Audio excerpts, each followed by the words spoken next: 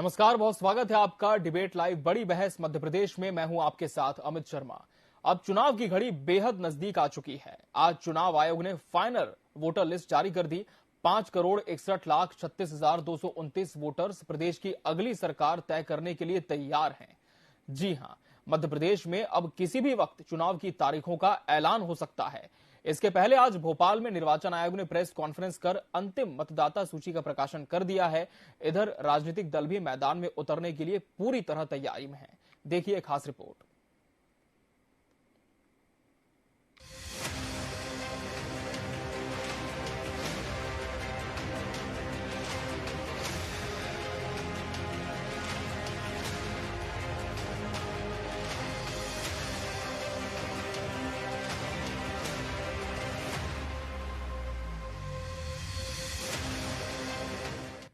मध्य प्रदेश में चुनाव आयोग ने मतदान की तैयारियां पूरी कर ली हैं।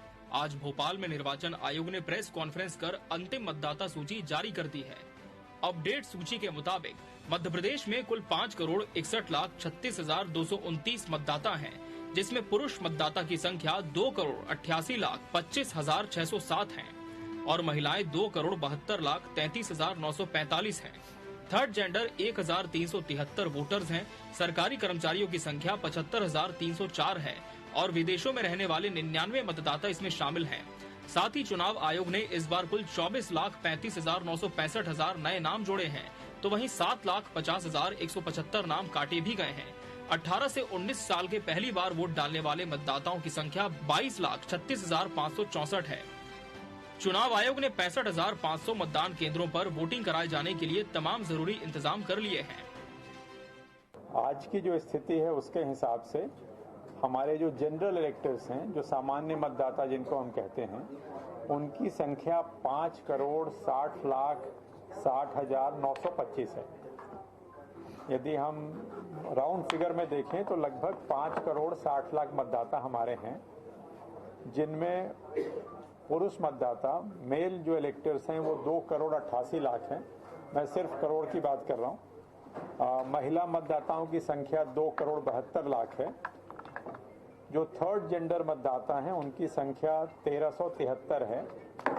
हमारे जो ओवरसीज मतदाता हैं, जो विदेशों में रहते हैं, उनकी संख्या 99 है। मध्य प्रदेश में अब किसी भी समय चुनाव की तारीखें घोषित हो सकती हैं। माना जा रहा है कि 6 से 8 अक्टूबर के बीच चुनाव आयोग प्रेस कॉन्फ्रेंस कर चुनाव का शेड्यूल जारी करेगा। देखना यह है कि मध्य प्रदेश की सत्ता में कौन सा दल किस रणनीति के साथ काबिज होगा। Bureau report, TV 24 news. और आज इसी विषय पर हम चर्चा करेंगे। मध्य प्रदेश में चुनावी बिगुल बज चुका है। इसके लिए हमारे साथ खास मेहमानों का पैनल भी जुड़ चुका है। सबसे पहले उनसे आपका तारुफ करा दें। हमारे साथ बीजेपी के मीडिया पैनलिस्ट मोहित गर्ग जी जुड़े हैं। मोहित जी, आपका बहुत बहुत स्वागत है इस डिबेट में। कांग्रेस प्रवक्ता संतोष सिंह परिहार जी इस डिबेट का हिस्सा है। संतोष जी, आपका भी बहुत बहुत स्वागत है। आम आदमी पार्टी से गौरव जायसवाल जी पार्टी का पक्ष रखेंगे। गौरव जी, आपका भी बहुत बहुत स्वागत है। मोहित जी, अब तो मतदाता सूची का प्रकाशन भी हो चुका है। निश्चित तौर पर पार्टी की तैयारियां पहले से ही चल रही थी। सत्ता रिपीट करने के लिए बीजेपी पहले से ही तैयार है। लेकिन अब ये जो कुछ दिन बचे हैं आचार संहिता के पहले के, हालांकि अभी ये स्पष्ट नहीं है कि कब तक आचार संहिता लगेगी, लेकिन कितनी तैयारी आप मानते हैं कि सरकार की है अभी? सरकार की मतलब आपका कहने का मतलब चुनाव कराने को लेकर है या चुनाव में? जी, चुनाव में भागीदारी को लेकर कितनी तैयारी है पार्टी की? जनता के बीच जाने की कितनी तैयारी है सरकार की? देखिए, हमारी पार्टी तो पूरे 5 साल चुनाव की भी तैयारी करती है और सामाजिक कार्यों की, योजनाओं की भी तैयारी करती है। इसलिए हमारे लिए चुनाव का आना सामान्य प्रक्रिया है। हम चुनाव के आने पर हड़बड़ाते नहीं है, भागदौड़ नहीं बचती है, क्योंकि हमारी तैयारियां, अब जैसे मान लीजिए 23 का चुनाव होगा, 23 का चुनाव खत्म होने के 8-10 दिन बाद हमारी तैयारी 28 के चुनाव की चालू हो जाएगी। तो हमारी पार्टी 5 साल पूरे इलेक्शन मोड में रहती है। पूरी तैयारी हमारी हमेशा रहती है। कभी अचानक भी चुनाव हो जाए तो हम तैयार हैं। इसलिए हमारे को चुनाव को लेकर हमारे लिए कोई नयापन नहीं होता। इसके बाद लोकसभा चुनाव की तैयारी भी अभी हमारी है। जब भी चुनाव होंगे हम लोकसभा चुनाव के लिए भी तैयार है, विधानसभा तो छोड़िए जी। तो हमारी तैयारी तो पूर्ण है। पन्ना प्रभारी, पेज प्रभारी, बूथ के लोग सब पूरी तरह से हमारी तैयारी है। सोशल मीडिया, बूथ पर रहने वाले लोग, हमारे जो प्रभारी दूसरे राज्यों से आए, सब हमारी पूरी तैयारी है। इसलिए हमें चुनाव की चिंता नहीं है। चलिए संतोष जी, बीजेपी कह रही है कि चुनाव की बिल्कुल भी चिंता नहीं है। न सिर्फ विधानसभा चुनाव बल्कि लोकसभा तैयार के लिए भी पार्टी तैयार है। क्या इतनी ही आश्वस्त और हम कहें कि क्या इतनी आत्मविश्वास से लबरेज कांग्रेस भी है या स्थिति कुछ अलग है? अमित जी वो तो दिख ही रहा है ना जी। कौन लवरेज है, कौन अस्वस्थ है, कौन बाहर से आयात करके लोगों को बुला के जो है अभी से जो बिठा रहा है, कौन ने जो है हमारे लोग कौन जो है जिनके सांसद के चुनाव जीत के जो है उनको जो है मंत्री पद छोड़ के यहाँ विधानसभा लड़ाया जा रहा है। तो मध्य प्रदेश की जनता देख रही है जी। मध्य प्रदेश की जनता देख रही है। रही बात कांग्रेस की, तो कांग्रेस पूरी तरीके से तैयार है जी। और वो आपको जो है पूरी तैयारी आप देख रही होगी पूरे मध्य प्रदेश के अंदर कैसे भारतीय जनता पार्टी कैसे घबराई बौखलाई हुई है जी। कि जो है उसने पूरे केंद्रीय मंत्री से लेके संगठन महामंत्री कैलाश विजयवर्गीय, राकेश सिंह सबको जो है उतारा है और लड़ा रहे हैं। अब तो दो लोग केंद्र के दो नेता बचे हुए हैं, अमित शाह जी और एक नरेंद्र मोदी जी, तो उनको भी लड़ा दें छिंदवाड़ा और रातोगढ़ से। तो कौन बौखलाया हुआ है? पन्ना प्रभारी से लेके सारे देश की सबसे बड़ी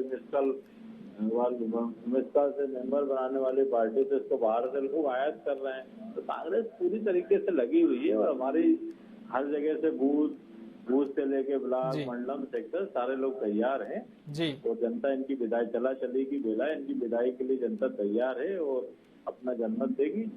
माननीय कमलनाथ जी के जो सत्ता को जो 50 करोड़ रुपए दे के 50 करोड़ में विधायक करी थी, तो भारतीय जनता पार्टी द्वंद्व में खुद ही मछली नाराज बीजेपी शिवराज बीजेपी। और ये चला चली की बेला है, 1.5 महीने की और है और मुँह चलाना सुबह शाम तक चला है। अब तो आप इससे अंदाजा लगाइए ना अमित जी की 3 निकल गई भारतीय जनता पार्टी की।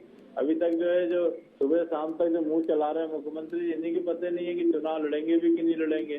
तो ये तो दिख रहा है ना, दिख रहा है, पूरी जनता को भी दिख रहा है और जनता अपना मत देगी जी। ज्यादा समय नहीं है, 1.5 महीने में।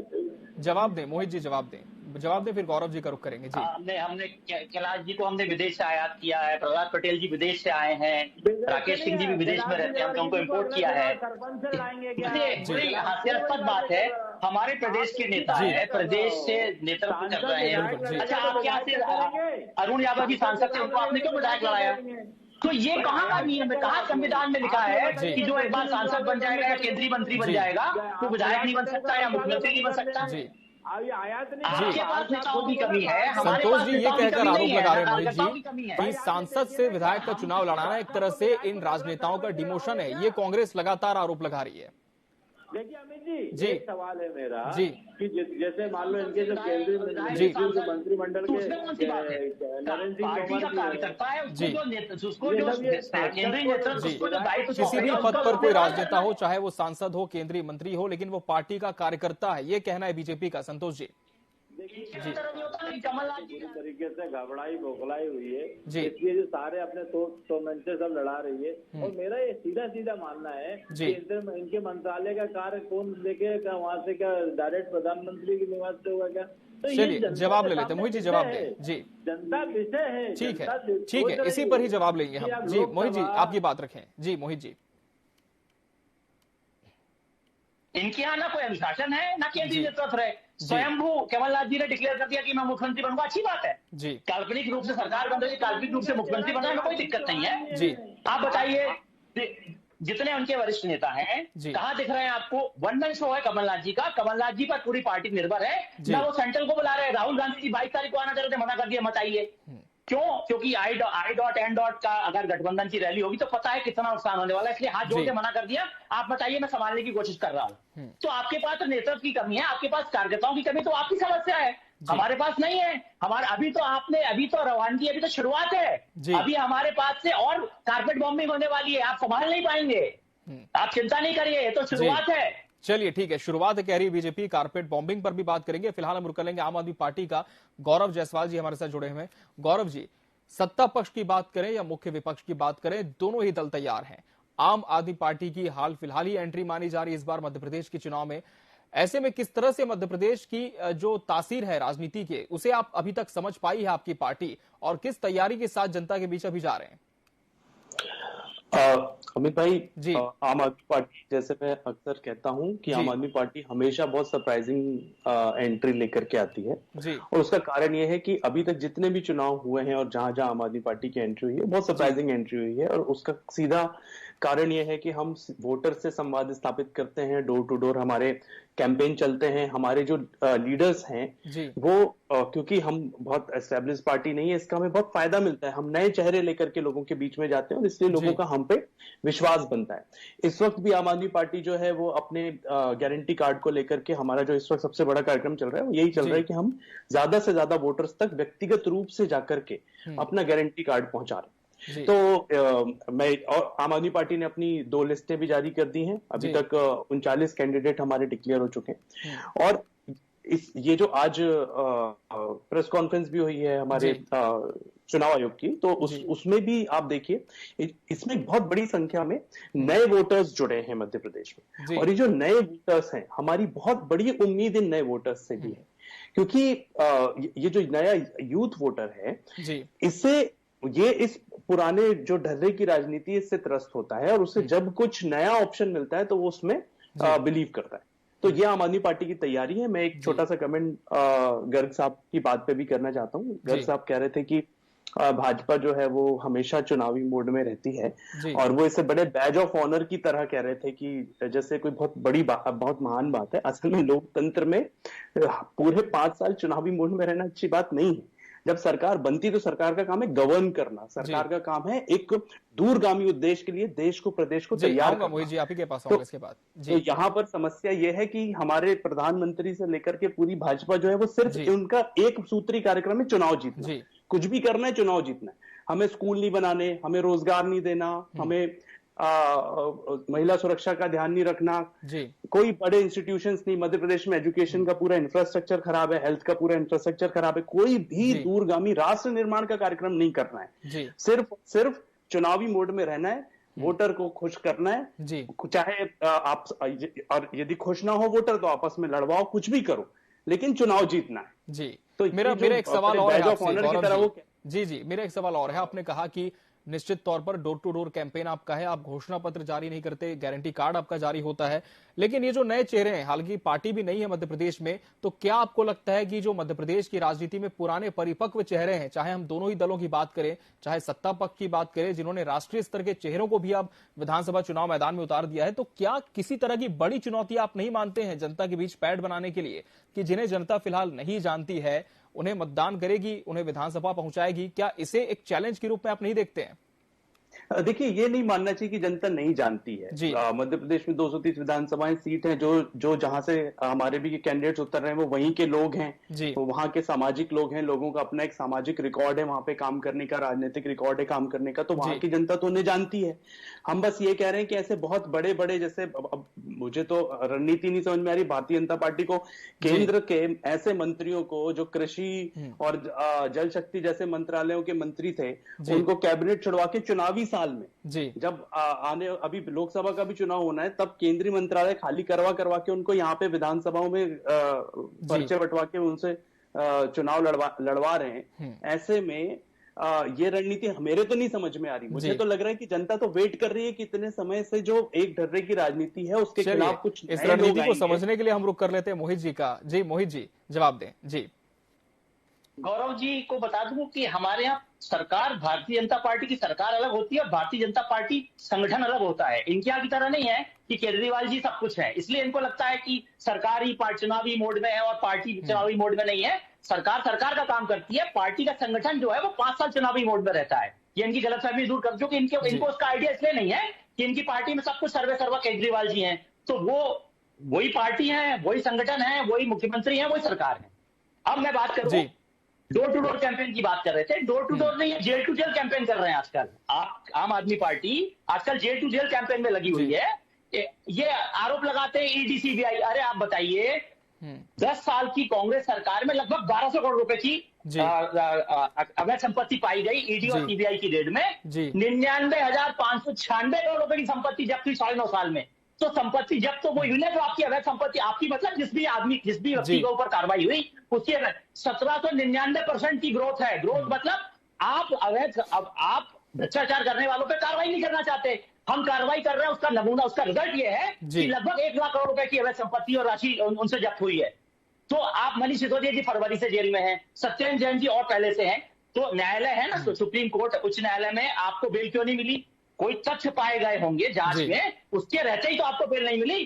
तो भ्रष्टाचार की बात आप करते हैं, भ्रष्टाचार को हटाने के नाम पर आप सरकार बना के आए थे दिल्ली में, तो ये चीज यहाँ पर वैसे भी नहीं चलने वाली। और अगर चलिए आप युवा मतदाता की बात कर रहे हैं, तो आज जो आंकड़े आए हैं मुश्किल से 5% के आसपास 22 लाख टोटल युवा मतदाता हैं 5 करोड़ में, तो उसमें आपकी 4 या 5 विधानसभा कवर होती हैं। जी ठीक है संतोष जी, ये जो आरोप है ईडी सीबीआई को लेकर, ये तो कांग्रेस पार्टी भी लगाती रही है, केंद्रीय स्तर पर तो साथ है लेकिन राज्य स्तर पर विपक्ष की भूमिका में है, कितना इत्तेफाक इससे आप रखते हैं? देखिए अमित जी, सबसे बड़ी बात तो ये है कि ये तो जो ईडी सीबीआई इनकी जेब में रखा हुआ है। मध्य प्रदेश के जो ब्यूरोक्रेट्स हैं, आईएएस हो चाहे कलेक्टर हो चाहे एसपी हो, तो भारतीय जनता पार्टी का बिल्ला लगा के जेब में चल रहा है। भोपाल का जो जनसंपर्क कमिश्नर है वो इनकी ब्रांडिंग कर रहा है। तो अब 1.5-2 महीने की बात है, वही पूरी बात वो भी सामने जाएगा। जनता की समझदारी संदेह के परे मध्य प्रदेश का जो यहाँ का बेरोजगार है, पलायन करके बाहर जा रहा है नौकरी करने के लिए, बच्चे पढ़ने के लिए बाहर जा रहे हैं, क्योंकि इनको मालूम है कि जो व्यापम घोटाला जो हुआ, पटवारी घोटाला हुआ, शिक्षा घोटाला, तो ये घोटाले की सरकार है, फोन पे की सरकार है, झूठ बोलने वाली सरकार है। और इतने सुबह शाम तक झूठ बोलेगी तो खुद नहीं मालूम क्या करना है। और जो झूठ बोल रहे हैं उनका खुद ही पता नहीं है कि चुनाव लड़ेंगे कि लड़ेंगे। आपने कभी सुना है कि जो मुख्यमंत्री रहा उसका 3 लिस्ट निकल गई, उसमें नाम तक नहीं है? तो ये सब इनकी स्थिति तो ऐसे हो गई है कि ना इधर के रहे ना उधर के रहे, कहाँ जाएंगे कहाँ क्या करेंगे। इनकी विदाई से और मध्य प्रदेश से विदाई और केंद्र से विदाई है। और सबसे बड़ी बात अमित जी ये है कि इनकी क्या गारंटी कहेंगे। इनके प्रधानमंत्री जी कहते हैं 2 करोड़ लोगों को हर साल रोजगार मिलेगा, क्या? इनके प्रधानमंत्री कहते थे कि सबके खाते में 15 लाख आएंगे, क्या आए क्या? तो ये तो क्या है, देश के अंदर जो है इतना भ्रष्टाचार, ये सबके जो जनता की गाड़ी कमाई की जो थाली है उद्योगपतियों को दे देते हैं, उनको वो कर देते हैं। उद्योगपति वाली सरकार है, गरीबों की सरकार नहीं, गरीबों को मिटाने वाली सरकार है, ठीक है, झूठ बोलने वाली सरकार है। चलिए गौरव जी का रुख कर लेंगे जल्दी से, कार्यक्रम का अंतिम चरण हो रहा है। गौरव जी आपकी बात रखें, फिर मोहित जी का रुख करेंगे। जी गौरव जी। मोहित जी ने असल में ये वाली बात कही कि हमारी जेल टू जेल यात्रा चल रही है। मैं आपसे कह रहा हूं मोहित जी, आप एक चैलेंज ट्राई करके देखिए। आप जरा अडानी जी का नाम लेना शुरू करिए, 5-6 बार आप लीजिए, आप भी जेल में चले जाएंगे, आप बिल्कुल चिंता मत करिए, है ना। आपने कहा कि मनीष सिसोदिया जेल, मनीष सिसोदिया 26 फरवरी को मनीष सिसोदिया को अरेस्ट किया गया था। मैं आपको पढ़ के सुनाना चाहता हूं पिछली कोर्ट हियरिंग में कोर्ट ने क्या कहा। कोर्ट ने कहा कि at this stage of investigation of the case, as his release may adversely affect ongoing investigation. अब आप मुझे बताइए कि पिछले 8 महीने से एक पॉलिसी मैटर पे ऐसा क्या इन्वेस्टिगेशन चल रहा है?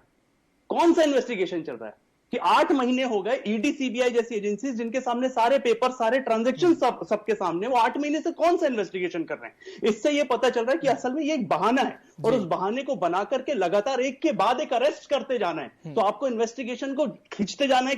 अरे इन्वेस्टिगेशन के लिए रखिए ना कोर्ट में, कोर्ट डिसीजन करेगा। कोर्ट इसलिए डिसीजन नहीं कर रहा क्योंकि आपने इन्वेस्टिगेशन का बहाना बना के रखा है। और अब आज आपने हमारे सांसद संजय सिंह जी को भी अरेस्ट कर लिया। तो ये जो आप बस देखते जाइए, ये एक अरेस्ट जो है ये इनके कॉफिन में एक नेल है। लेकिन अरेस्ट जो है वो तो केंद्रीय एजेंसियों ने किया है, तो सीधे सरकार पर सवाल क्यों? गौरव जी स्पष्ट जवाब चाहूंगा बिल्कुल आपसे। जी, जो कार्रवाई है वो तो केंद्रीय एजेंसियां कर रही हैं लगातार, जिस तरह से रेड पड़ी, छापेमार कार्रवाई हुई, सवाल जवाब का भी दौर चला है, केंद्रीय एजेंसियां के जिम्मे है सारी चीजें। ऐसे में सरकार पर सवाल क्यों, बीजेपी पर हर बार सवाल क्यों? यही सवाल मेरा कांग्रेस से भी रहेगा। एजेंसियां किसके इशारे पे काम कर रही हैं? आपको क्या लगता है केंद्रीय एजेंसियां क्या अमेरिका से ऑर्डर ले रही हैं कि किसी दूसरे देश से ऑर्डर ले रही हैं कि कांग्रेस से ऑर्डर ले रही हैं कि विपक्ष से ऑर्डर ले रही है कि केंद्रीय एजेंसी किसके इशारे पे काम कर रही है? चलिए, तो बड़ा आरोप कि केंद्रीय एजेंसियां जो हैं वो केंद्र सरकार के ऑर्डर पर काम कर रही हैं। मोहित जी जवाब दें। संजय सिंह जी के पार्टनर हैं, कोई मिस्टर अरोड़ा हैं दिल्ली के, वो अप्रूवर बने, उनकी जानकारी पर सीबीआई ने आज, ईडी ने आज संजय सिंह जी को अरेस्ट किया। प्रधानमंत्री अब आप बताइए, एक तो दोनों पार्टी जो यहाँ बैठी हैं, दोनों इतनी कंफ्यूज हैं। जी जी जी मोहित जी आपकी आवाज नहीं आ रही। जी मोहित जी आप सुन पा रहे हैं? की बात करें, 50 लोग मर गए व्यापम में, मध्य प्रदेश में पटवारी का घोटाला हुआ, युवाओं की पूरी पीढ़ी खराब कर दी इन्होंने। ये भ्रष्टाचार की बात करेंगे जी, किसी भी मध्य प्रदेश का सदस्य है, एक दूसरे के खिलाफ लड़ रही है, मध्य प्रदेश में आप तो भाजपा के इतने बड़े लीडर है ना, मैं आपको चैलेंज कर रहा हूँ, आप इतने बड़े लीडर है, आप मेरे साथ चलिए जिला अस्पताल में, किसी जिला अस्पताल में फ्री में इलाज करा के दिखा और गठबंधन के सदस्य भी ये बताइए गठबंधन के सदस्य हो के आप एक दूसरे के खिलाफ भी लड़ रहे हैं, तो कौन सा गठबंधन है? का काम नहीं होता बिना पैसे। पूरे प्रदेश में सबसे ज्यादा परेशान भाजपा के कार्यकर्ता हैं। गली मोहल्ले में, चौक चौराहों में खुल के बोल रहे हैं भाजपा के कार्यकर्ता कि हमारा काम नहीं होता बिना पैसे दिए। इतना भ्रष्टाचार है मध्य प्रदेश में, दूसरों की थोड़ी आम जनता का क्या होता होगा।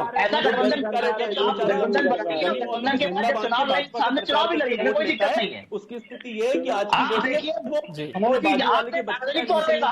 मोदी को हटाना है, सबको साथ होना पड़ेगा। अच्छा खसरा नहीं निकाल पाते, वो परेशान है और इसलिए ठीक है। कार्यक्रम समापन की ओर है, मैं जल्दी से रुक कर लूंगा संतोष जी का। संतोष जी, लगातार लिस्ट आ रही है, बीजेपी ने लिस्ट जारी करी है, आम आदमी पार्टी ने 2 सूचियां जारी कर दी हैं। कांग्रेस की क्या तैयारी सूची को लेकर, नामों को लेकर? अब तो मतदाता की अंतिम सूची का प्रकाशन भी हो गया है। देखिए अमित जी, कांग्रेस पार्टी, माननीय कमलनाथ जी, माननीय दिग्विजय सिंह जी, जितने भी जो कैंडिडेट है, जिताऊ उम्मीदवार है, सबको उन्होंने बोल दिया है, वो अपना काम कर रहे हैं। सूची भी आ जाएगी, बहुत जल्दी आ जाएगी। अभी 7 दिन चल रहा है, जैसे नवरात्रि शुरू होगी तो कांग्रेस की सूची आ जाएगी पूरी। भारतीय जनता पार्टी तो क्या है कि उनको तो हारी हुई बाजी को जो है बराबरी में लाने का प्रयास कर रही है, दिख रहा है उसके अंदर। आप इसके अंदर है, रोज सुबह शाम तक जो मुंह चला रहे हैं उनको हो क्या रहा है, देखिए पूरे प्रदेश देख रहा है उसके अंदर। पूरे तमंचे से लेके कारतूस पूरे जो है सांसदों को लगा दिया, पूरा दिल्ली खाली करके यहाँ लगा दिया है जी। तो बहुत जल्दी जनता जवाब देगी और जनता की समझदारी संदेश से भरे है। ये लूटा हुआ जनादेश फोन पे की सरकार और कमीशन की सरकार है जाने वाली, और माननीय कमलनाथ जी आने वाले हैं, ये आपको दिखेगा। चलिए, मोहित जी से इस मुस्कान के मायने में जानना चाहूंगा। जब कांग्रेस की सूची का जिक्र हुआ, क्या लग रहा है मोहित जी की कांग्रेस बड़ी रणनीति के साथ मैदान में उतरने जा रही है बड़े नेताओं के खिलाफ?